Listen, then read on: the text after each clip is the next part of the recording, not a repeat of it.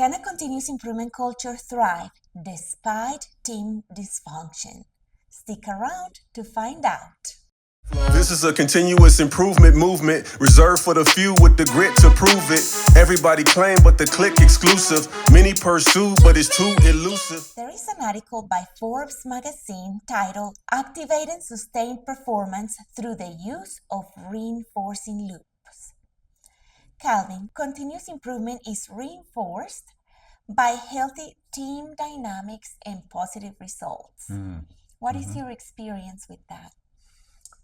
In just about every continuous improvement role where I've served, the ask, I would say at a minimum, a ask, maybe more of a mandate, is that, hey, we hired you for this job, but we are a little bit shaky about it. So you got to prove that it works before you're going to get the buy-in, you're going to get the support, right?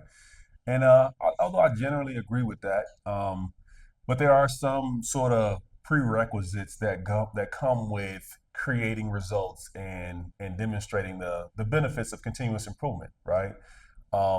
There are a lot of reasons why a company would often hire an outside person to come in and bring in continuous improvement. A lot of time it's because there's a lot of dysfunction and a lot of things that aren't working with the existing team. And to give someone that's already part of that toxic or dysfunctional environment the responsibility of creating function, creating order, creating improvement is a very daunting and sometimes maybe even impossible task, right? So a lot of time companies go outside, they get somebody new, somebody that doesn't have the baggage, doesn't have the cumulative trauma built up in the relationships and et cetera. And they say, hey, go out and drive some results, right? And what that person can often do is create a microcosm of a functional team by handpicking a few people that they know they can work well with. And they go through the process of driving improvement, plan, do, check, acts, DMAIC, whatever format you like. And then they can sometimes produce results. But the challenge is once you get those results, you kind of throw that process or that event or activity back into the ocean of dysfunction, and then the natural order takes its course. I think the key word there is sustainment. Absolutely. You know what that makes me think about? It's like when you hire a cleaning lady. Yeah. And it's like that day when she comes and she Yeah. knows all the right things to do, you make your happy dance because everything smells good, looks good, and it's in the right place. Yeah. But when that lady leaves, Here it comes, right? if you don't have the discipline, right, yeah, it's not going to sustain. It's the very behavior pattern that created the need to go hire a house cleaner, right? Right. It's if everything was already in order, you would have never needed to do that, right? You would have never needed to take that step anyway. It's the fact that things aren't, normal situation is not a sustaining situation that you have to go out and hire help. The article talks about causal loops and how they build upon each other to generate a high performance organization. Yeah. These causal loops are quality of relationships, quality of thinking, quality of action, and quality of results. Absolutely. What can you tell us about these loops?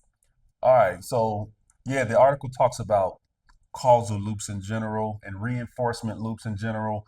But this one is a key one because I think it speaks to, especially regarding continuous improvement, it speaks to really to drive a CI culture, you kind of got to start with creating a more functional team, which starts with quality of relationships. If people don't trust each other, they're not going to be open to hearing the ideas and the thoughts of the people they don't trust because they inherently think that, oh, that person doesn't like me. First of all, I don't want that person to have success because they may use it against me, or there's all types of like dysfunctional thinking when you don't have good quality relationships, right? You can't build a beautiful tower with people who don't want to work with you and don't like you and don't trust you, and those kind of things. So kind of like you said, it starts with the relationships. The relationships, good forming relationships where people can communicate freely and trust each other. There's a higher level of thinking involved, right? I feel free sharing my ideas with you. I feel free to hear your ideas. I don't take them so personally. Your feedback, I don't take it so personally. I could take it as, hey, you're genuinely trying to help me, and we're working cohesively to do something greater together, right? The thinking goes into the actions. If the communication and the ideas aren't flowing freely, you're just not going to get to the best actions.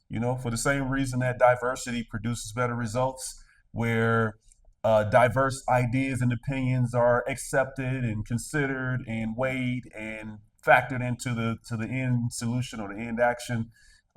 It's the same kind of thing where we only want to hear from certain people. We only want to hear a certain way of thinking. We only want to hear, right, people who are in our trust bubble, right, and you exclude the ideas and the thinking of so many others, and that almost always leads to a less than ideal outcome or action, right?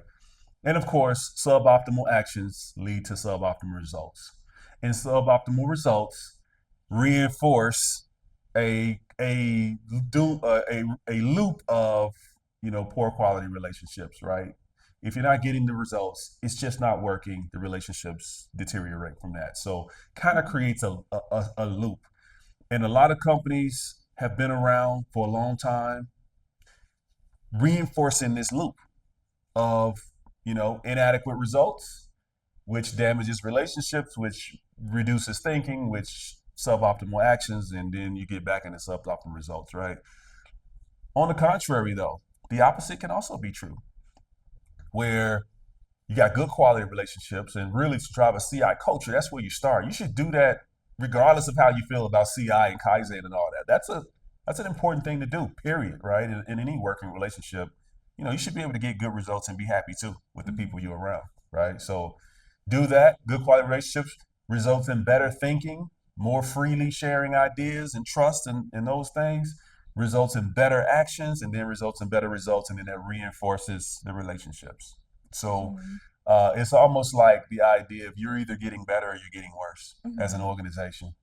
And if the relationships are improving in a functional way, then you're getting better. But if you're not getting better, those relationships are probably getting worse. This brings me back to continuous improvement or generating a continuous improvement culture as being like a scientist. Yeah. Because we have here, it's like we have a general recipe. Okay, you have to have good quality of relationship. What does that mean? Like, how much of a little sprinkle of trust do we put in there? How much sprinkles of deep thinking do we put in there? Yeah. So you have to experiment your way through it depending on your team. Yeah. It's another field of scientific thinking, right? You got to think like a scientist, to your point. And you got to have your finger on the pulse of not just, are people doing what I want? Are people responsive to me? Are they obedient to me? And a lot of leaders stop there. You got to kind of see how they're interacting amongst each other too. And their peers. Are they behaving in a respectful way toward each other? Are they being respectful toward their direct reports and subordinates, right? All those interactions, if you just observe, like a scientist's job is sometimes to just observe, right? As a leader, you got to observe. And where there are dysfunctions, a leader has to be keen on, hey, which is one of the things that often bother me in organizations, is that the leader feels it's their job to resolve conflict amongst their team. Like if one person has an issue, I don't think that's a healthy dynamic because it creates like a tattletale culture where as soon as there's a conflict, I'm gonna run and tell the leader before the other person does, so that person can get in trouble, right? What a leader has to do is respect both sides equally, right? All humans are worthy of respect. So what a leader has to do is sit back and be more of a mediator and say, hey, you guys need to work out your conflicts because I need both of y'all to win. I don't want to see one of y'all win at the other person's expense. Yes, creating that environment where good things can happen. It's creating it right. And as a leader, one of the most important things you got to teach your people is how to manage conflict. You're going to have conflict in a work environment. Any healthy relationship has conflict, right? Mhm. Obviously, unhealthy relationships have more conflict, but every relationship has conflict, and that's not a terrible thing. It's not a bad thing. It's just that people have to work out terms. So I think a leader has to teach people how to work out their differences in a productive way, get to a good answer where both sides walk away feeling like they won, and then they can move forward together. Yes, I like that. Yeah. I think that's key for sustainment and continuous improvement. Thank you so much for listening. Let's get better every day. And it's Friday, so we'll see you again on Monday. Have a good weekend. For daily news on operational excellence and how it relates to current events, check us out on the Ticket to Freedom podcast. Simply subscribe to our YouTube channel and stay up to date on the latest developments in continuous improvement.